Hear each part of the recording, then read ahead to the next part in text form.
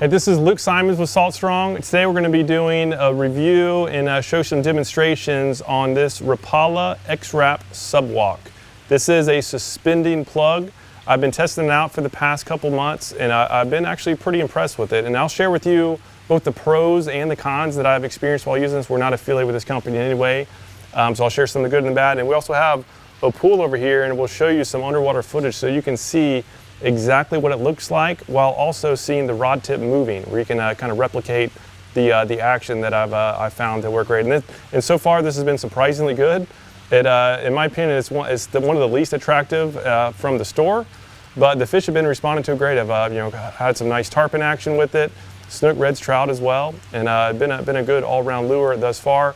But as far as the pros, I just really like that it enables me to cover a lot of water quickly and effectively. It's aerodynamic. Right when I do cast, it'll launch. It's fairly heavy. It's got a pretty good weight in there that'll just help the bait cover more distance in cast. As far as the underwater action, as you'll see, it looks really good. It takes very little effort to give it a nice kind of under the water walk the dog action. I like that. And another thing I really like is the fact that it comes with these inline hooks. It comes with these single hooks. I now am replacing all of my treble hooks with these single inline hooks. I feel like obviously it's safer for me, better for the fish if I'm doing catch and release fishing.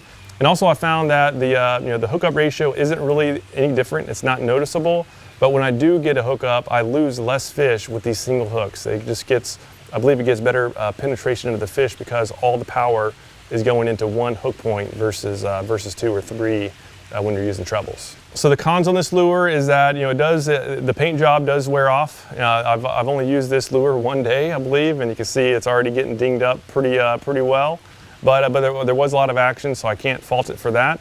But even still, even having tarnishes like that, I don't think it makes that much of a difference. Those fish aren't eyeing it with a magnifying glass.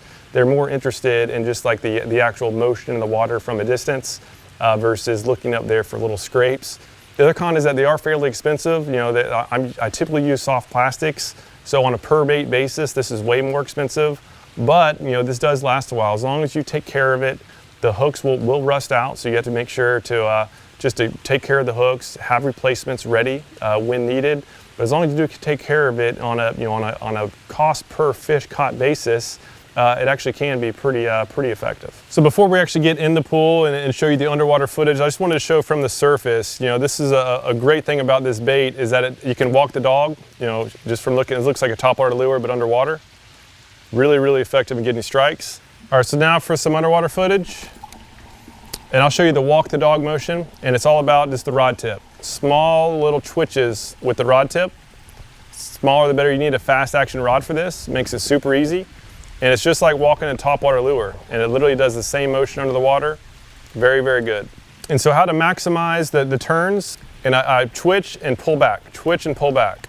What that does is that, that'll turn the lure, and then when you pull back, that gives it slack to go off and do the coast. So again, turn and pull back, and again, it really does a nice walk the dog action, just like it's a topwater lure, but it'll be under the water, a subsurface topwater walk the dog action. And so what I generally like to do is I'll do a little bit of walk the dog and then I'll pause it, right? And it'll slowly sink down. A lot of times the fish will strike then. And then I'll do a couple more twitches, slowly let it sink. And that just looks like an injured bait fish. That's kind of just doing sporadic movements. And the fact that it has that slow sink, that typically is when I get the most strikes.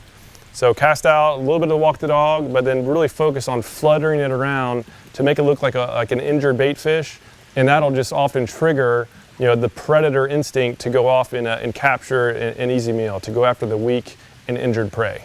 All right, well that's the retrieve style that I've found works best for this lure. Again, so far I've been very impressed. If you have used it and have different species that you like targeting with it, please let us know below. Share a comment down below. But if you are looking for lure to help get yourself more consistent results, the answer is typically not the lure itself. What I found after years of coaching anglers is that the problem isn't the lure, it's most often just not being at the right spot at the right time.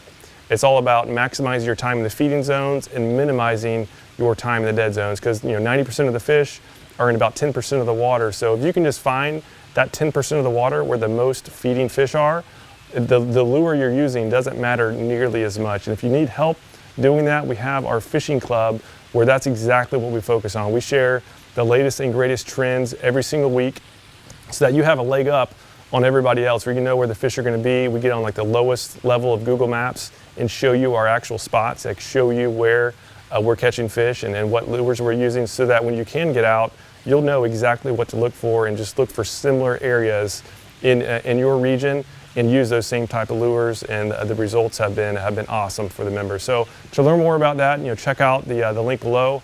Otherwise, yeah, thank you so much for your time and watching this video. I hope you can get on the water soon and catch some big ones.